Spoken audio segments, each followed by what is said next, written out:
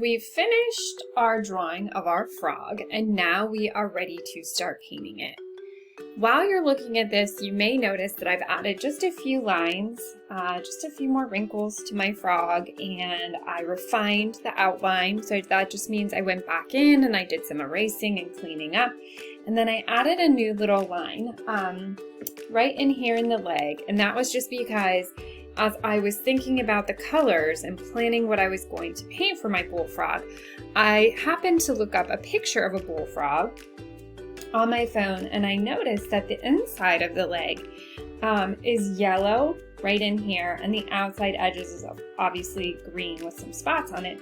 So I decided to change this up a little bit, make it a little bit more my own. The inspiration, of course, started with the wide mouth frog, but now I'm going to start maybe adjusting a little bit. So for this part of the project, you're going to need your drawing, of course. You're going to need your watercolors, water to rinse your brush, and probably a paper towel or two, or a tissue, whatever you have on hand. So I'm just going to start by painting the first part of my frog in yellow. So I'll go ahead and show you where this is. Now you can adjust the yellow, you can make it brighter, you can make it darker, and also if you want to come up with your own colors for this, that is perfectly fine with me. So if you want to be original and do something different with your colors, that's fine, okay? But I'm just going to walk you through this using the colors I'm planning to use, and then if you want to change it, you can. Remember, we are going to be adding in some value, some shading later on using our colored pencils. So I'm going to start by painting the bottom half of the frog's mouth yellow. So when I looked up bullfrogs, apparently the American bullfrog's bottom half is yellow, like the underside of the frog. And since that's kind of my inspiration for where I'm going with this frog, and I'm going to paint on top of the pop-up, and this is watercolor paper that we were working on, so it should hold the paint and the fold pretty well. But having said that, you want to be careful with the amount of water you're using and paint gently. So no scrubbing with your brush. You should never be scrubbing with your brush anyway, but especially not on this project. Okay, now the last part that I'm going to use yellow on is this little line I added. And if you don't have that line, that's fine. If you want to add it, you can. If you don't want to, that's okay too. To be identical to mine.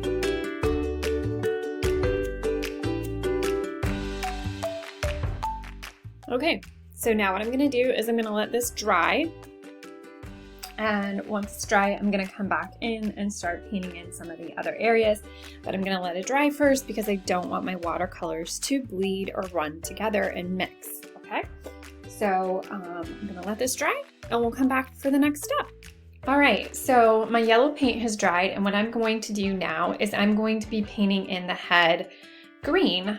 So I've decided, I already have kind of a plan in my head that I want this to be a bit brighter, and then the green on the legs and the belly are going to be a little bit darker green. So keep that in mind if you're working along with me, that the green you use now, you want to be able to darken up just a touch later on. So you can see I've mixed up some of my green and I'm ready to paint. Now, again, if you want to paint your frog in using different colors, that is 100% okay with me. All right, so let's go ahead and get started. So I'm just going to go ahead and paint this in.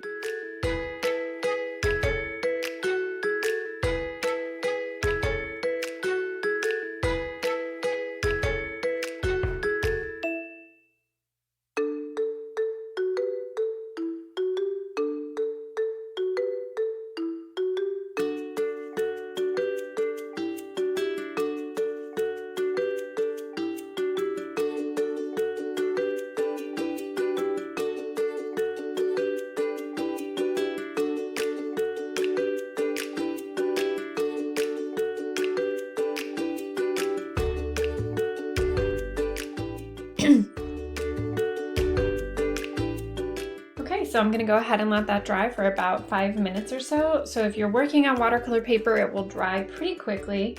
if you are working on a different type of paper, it might take a little bit longer. So work accordingly, and when your paint is dry, you're going to come back and join me for the next step in the process. Okay, so my green paint is dry, and now I am ready to paint the rest of the body in with a darker green. So what I did is I just added some brown to my green to darken it up a little bit, and I'm gonna go ahead and start painting that in. I may leave these blank and paint these in the lighter green. Not really sure yet. So I definitely will be painting around it to start, and then we'll see from there. And again, if you want to do different colors, totally fine with me.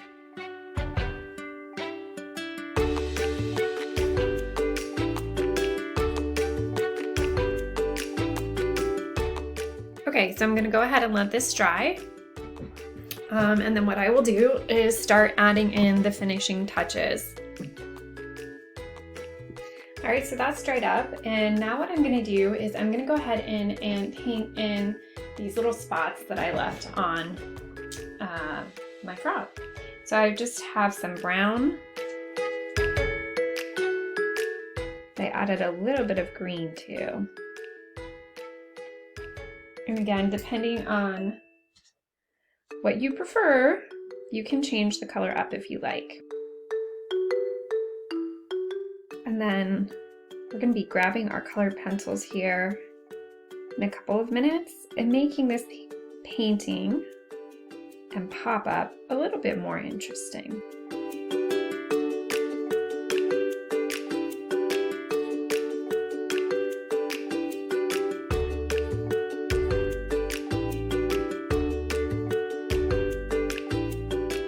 I think while those spots are drying, I think I'm going to go ahead and paint underneath the frog brown, but I'm going to use a slightly different brown.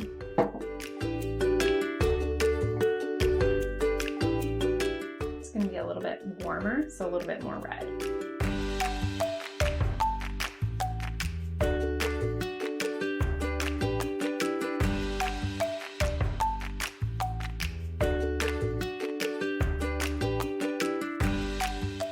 I am not worrying about whether the brown is 100% consistent in color.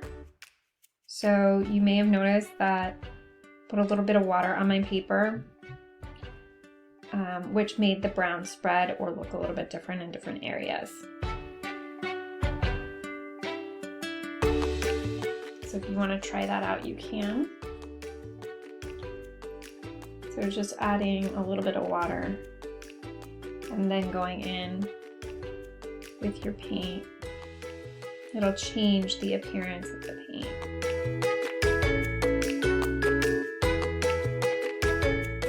So it's a less controlled look.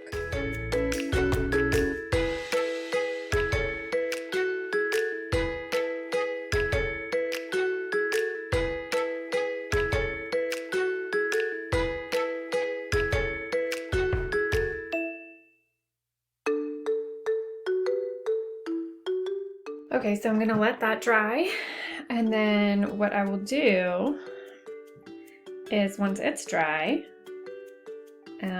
we will add some shading to this just to make it more interesting with some colored pencils.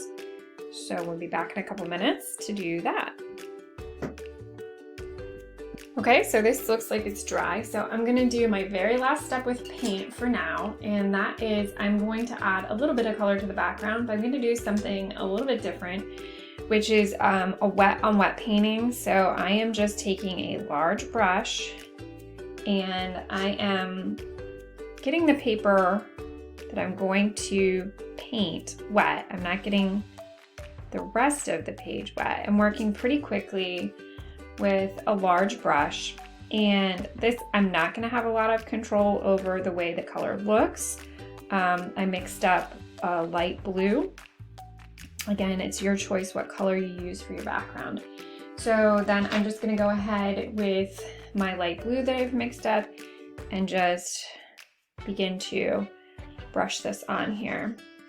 quickly, and we'll see what happens, see if we have much of an effect.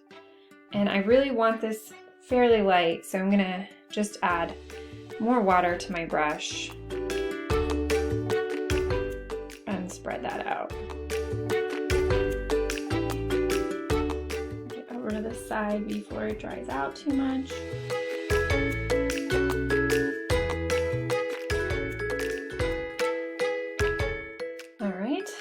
I'll let that dry, and we'll do some shading with some colored pencils here in a little bit.